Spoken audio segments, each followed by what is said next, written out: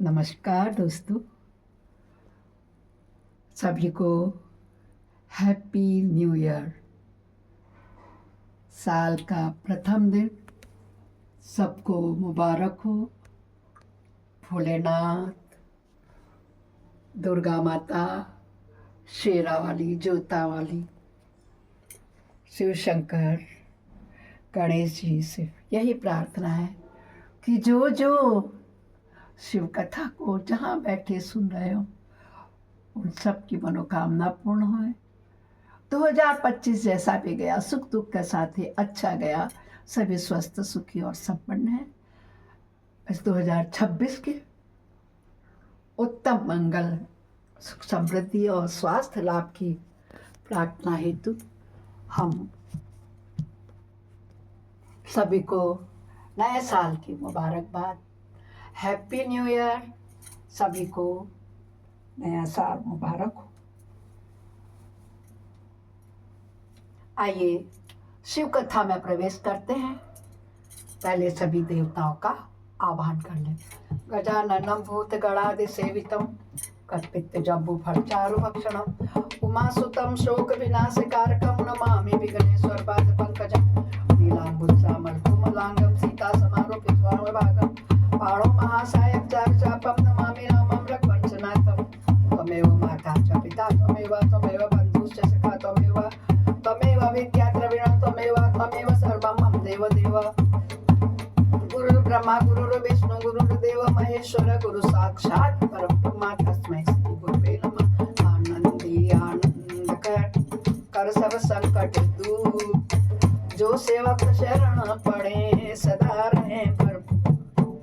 तुम दाता हम मांगता, दिया तुम्हारी खाए। तुम ऐसी जगदाता माता, तुम छोड़ और किस दर जाए।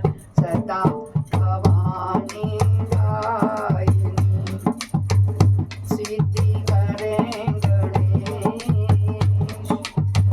पंचदेव रक्षा करें, ब्रह्मा विष्णु महेश। सर्वे भवन्तु सुखिनः, सर्वे सन्तु निरामया, सर्वे भद्राणि पश्यन्तु, मा कश्चित् दुःखभाग् भवेत्।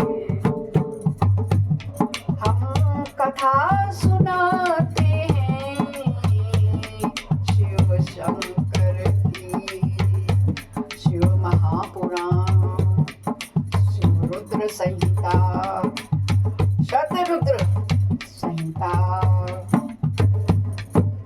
क्योंकि इसे श्रवण कर मिट जाती है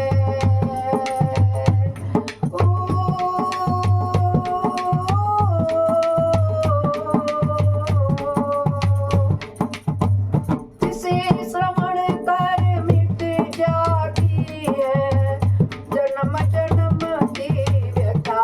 यही है शिव शंकर की कथा, यही है भोले बाबा की कथा, यही है शिव शंकर की कथा, यही है भोले बाबा की कथा। ओम नमः शिवाय, ओम नमः शिवाय, ओम नमः शिवाय, ओम नमः शिवाय, ओम नमः शिवाय, ओम नमः शिवाय, ओम नमः शिवाय, ओम नमः शिवाय, ओम नमः शिवाय, ओम नमः शिवाय। बोलो शंकर भगवान की जय होवे। हर हर हर महादेव। आप हर, कष्ट हर, संकष्ट हर, कर सभी समस्याओं का हर। बोलो शंकर भगवान की जय होवे। भक्तों, कल हम लोगों ने अध्याय 40 और 41 का अध्ययन किया था। शतरुद्र संहिता में आज नए साल के इस बाद में हम शतरुद्र संहिता को पाठ को पूर्ण करेंगे। हमने इसमें शतरुद्र के अवतार देखे। आइए आज हम 42वां अध्याय तक पूरा पढ़ लेंगे। शिव जी के 12 ज्योतिर्लिंग अवतारों का सविस्तार वर्णन है। नंदीश्वर कहते हैं, हे मुने, अब तुम सर्वव्यापी भगवान शंकर के 12 अन्य ज्योतिर्लिंग स्वरूप अवतारों का वर्णन श्रवण करो, जो अनेक प्रकार के मंगल करने वाले हैं। उनके नाम ये है: सौराष्ट्र में सोमनाथ, श्रीशैल पर मल्लिकार्जुन, उज्जैनी में महाकाल, ओंकार में अमरेश्वर, हिमालय में केदार, डाकिनी में भीमशंकर, काशी में विश्वनाथ, गौतमी के तट पर त्र्यंबकेश्वर, चिताभूमि में वैद्यनाथ, दारुकोण में नागेश्वर, सेतुबंध में रामेश्वर और शिवालय में घुमेश्वर। मुने, परमात्मा शंभु के ये वही 12 अवतार हैं। ये दर्शन और स्पर्श करने से ही मनुष्य के साथ प्रकार के आनंद प्राप्त करता है। बोलो शंकर भगवान की जय होवे।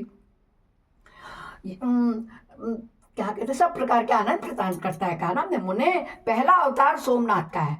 यह चंद्रमा के दुख का विनाश करने वाला है। इनका पूजन करने से क्षय और कुष्ठ आदि रोगों का नाश हो जाता है। यह सोमेश्वर नामक शिवावतार सौराष्ट्र नामक पावन प्रदेश में लिंग रूप में स्थित है।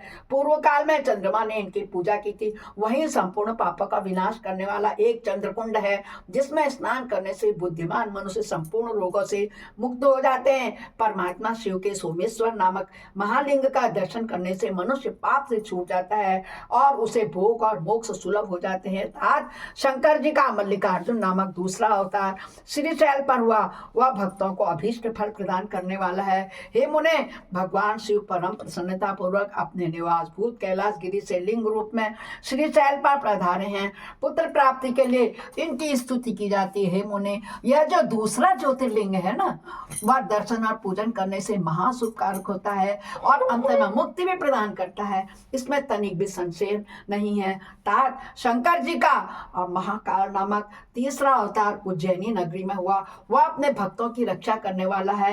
एक बार रत्नमाला निवासी दूषण नामक असुर, जो वैदिक धर्म का विनाशक था, विप्रद्रोही था, सब कुछ नष्ट करने वाला था, उज्जैनी में जा पहुंचा। तब वेद नामक ब्राह्मण के पुत्र ने शिव जी का ध्यान किया। फिर तो शिव जी ने तुरंत ही प्रकट होकर हुंकार द्वारा उस असुर को भस्म कर दिया था। तत्पश्चात अपने भक्तों का सर्वथा पालन करने वाले शिव देवताओं के प्रार्थना करने पर महाकाल नामक ज्योतिर्लिंग स्वरूप से वहीं प्रतिष्ठित हो गए। इन महाकाल नामक लिंग का प्रयत्न पूर्वक दर्शन और भजन पूजन करने से मनुष्य की सारी कामनाएं पूर्ण हो जाती हैं और अंत में उसे परम गति प्राप्त होती है। परम आत्मबल से संपन्न परमेश्वर शंभु ने भक्तों को अभीष्ट फल प्रदान करने वाला और ओंकार नामक चौथा अवतार धारण किया। मुने, विंध्यगिरि ने भक्ति पूर्वक विधि विधान से शिव जी का पार्थिव लिंग स्थापित किया। उसी लिंग से विंध्य का मनोरथ पूर्ण करने वाले महादेव प्रकट हो गए। तब देवताओं के प्रार्थना करने पर भुक्ति मुक्ति के प्रदाता भक्त वत्सल लिंग रूपी शंकर वहां 2 रूपों में विभक्त हो गए। मुनीश्वर उनमें एक भाग तो ओंकार में ओंकारेश्वर नामक उत्तम लिंग के रूप में प्रतिष्ठित हुआ और दूसरा पार्थिव लिंग परमेश्वर नाम से प्रसिद्ध हुआ। हे मुने, इन दोनों में जिस किसी का भी दर्शन पूजन किया जाए उसे भक्तों की अभिलाषा पूर्ण करने वाला माना जाता है। महामुने, इस प्रकार मैंने तुम्हें इन दोनों महादिव्य ज्योतिर्लिंगों का वर्णन सुना दिया है। परमात्मा शिव के 5वें अवतार का नाम है केदारेश। वह केदार में ज्योतिर्लिंग से स्थित है। उन्हें वहां श्री हरि के जो नर नारायण नामक अवतार हैं, उनके प्रार्थना करने पर शिव जी हिमगिरी के केदार शिखर पर स्थित हो गए। वे दोनों उस केदारेश्वर लिंग की नित्य पूजा करते थे।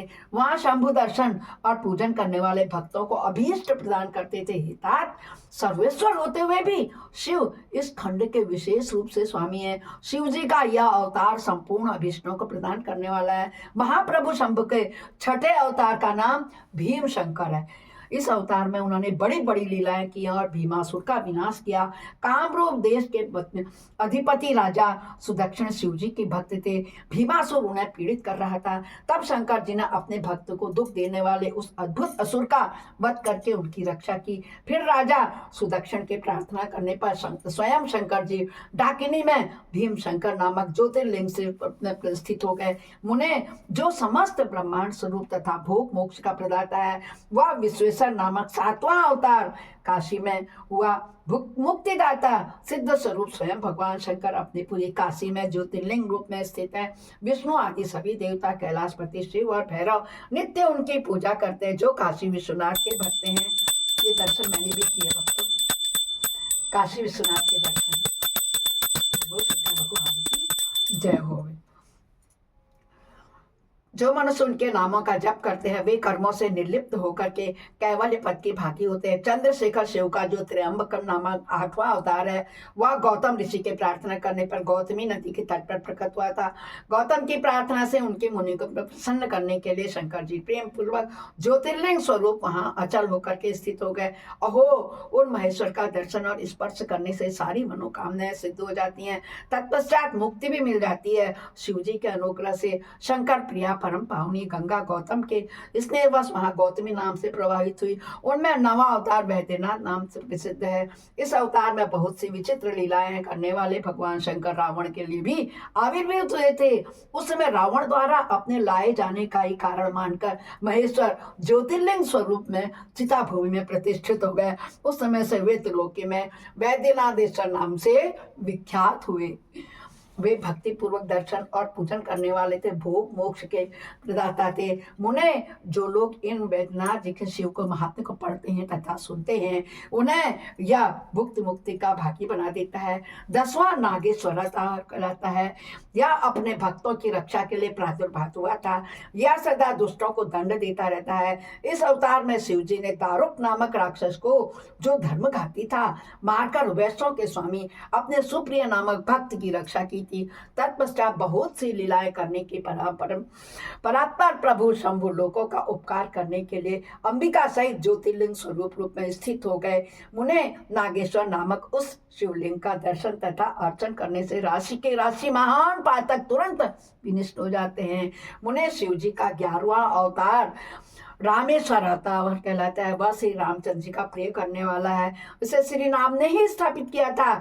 जिन भक्त वत्सल शंकर ने परम प्रसन्न होकर श्री राम को प्रसन्न प्रेम पूर्वक विजय का वरदान दिया, वे ही लिंग रूप में आविर्भूत हुए। मुने, तब श्री राम के अत्यंत प्रार्थना करने पर वे सेतुबंध ज्योतिर्लिंग रूप से स्थित हो गए। उस समय श्री राम ने उनकी भली भांति सेवा पूजा की। रामेश्वर की अद्भुत महिमा को भूतल पर किसी की भी तुलना नहीं की जा सकती। यह सर्वदा भुक्ति मुक्ति की प्रदायिनी तथा भक्तों की कामना पूर्ण करने वाली है। जो मनुष्य सद्भक्ति पूर्वक रामेश्वर लिंग को गंगा जल से स्नान कराएगा वह जीवन मुक्त हो जाएगा। इस लोक में जो देवताओं के लिए भी दुर्लभ है, ऐसे संपूर्ण भोगों को भोगने के पश्चात परम ज्ञान को प्राप्त होते हैं, फिर उस कैवल्य मोक्ष को मिल जाते हैं। घुमेश्वर अवतार शंकर जी का 12वां अवतार है। वह नाना प्रकार की लीलाओं का कर्ता, भक्तवत्सल और भूष्मा का आनंद देने वाला है। हे मुने, खुशमा का प्रिय करने के लिए भगवान शंकर दक्षिणा दिशा में स्थित देवशैल के निकटवर्ती एक सरोवर में प्रकट हुए। मुने, घुष्मा के पुत्र को सुदेव ने मार डाला था। उसे जीवित करने के लिए घुष्मा ने शिव जी का आराधना की। तब उनकी भक्ति से संतुष्ट होकर भक्त वत्सल शंभु ने उनके पुत्र को बचा लिया। तदंतर कामनाओं के पूरक शंभु घुष्मा की प्रार्थना से उस तड़ाक में ज्योतिर्लिंग के रूप से स्थित हो गए। उस समय उनका नाम घुष्मेश्वर हुआ। जो मनुष्य उस शिवलिंग का भक्ति पूर्वक दर्शन तथा पूजन करता है वह इस लोक में संपूर्ण सुखों को भोग कर अंत में मुक्ति लाभ प्राप्त करता है। सनत कुमार जी क्या कहते हैं, इस प्रकार मैंने तुमसे इस 12 ज्योतिर्लिंगों का वर्णन किया है। ये सभी भोग और मोक्ष के दाता हैं। जो मनुष्य ज्योतिर्लिंगों की इस कथा को पढ़ता है अथवा सुनता है वह संपूर्ण पापों से नष्ट हो जाता है तथा भोग मोक्ष को प्राप्त करता है। इस प्रकार मैंने इस शत रुद्र नाम की संहिता का वर्णन कर दिया, जो मैंने भी आपको अपनी लघुवाणी से सुनाया। यह शिव जी के 100 अवतारों के उत्तम कीर्ति से संपन्न तथा संपूर्ण अभिष्ट फलों को देने वाली है। जो मनुष्य इसे नित्य समाहित चित्त से पढ़ता अथवा सुनता है उसकी सारी लालसाएं पूर्ण हो जाती हैं और अंत में उसे निश्चय ही मुक्ति मिलती है। बोलो शंकर भगवान की जय होवे। जय जय भोलेनाथ की जय, जय भोलेनाथ की, शंकर भगवान की जय होवे।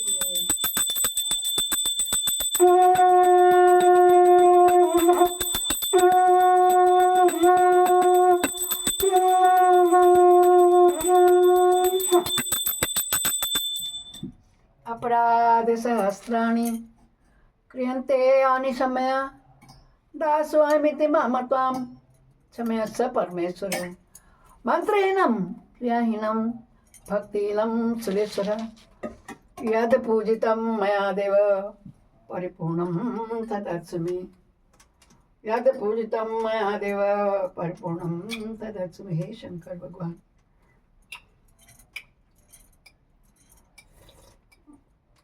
हमारे ये सभी संकट को दूर करना, कष्टों को दूर करना। फिर से हैप्पी न्यू ईयर के साथ साथ आपको नए साल की मुबारकबाद। इस नए साल में हमने शतरुद्र संहिता संपूर्ण किया। 42 अध्याय थे इसमें। शंकर जी के हमने सैकड़ों शतरूप अवतारों का वर्णन किया। अब क्या आएगा? कोटि रुद्र संहिता, 12 ज्योतिर्लिंगों तथा उनके उपलिंगों का वर्णन एवं उनके दर्शन पूजन की महिमा। जय हो भोलेनाथ की। नमस्कार, बहुत बहुत धन्यवाद। आप प्रतिदिन सुनते हैं शिव पुराण के लिए, इसके शिव जी की कृपा आप पर बनी रहे। जय जय भोलेनाथ।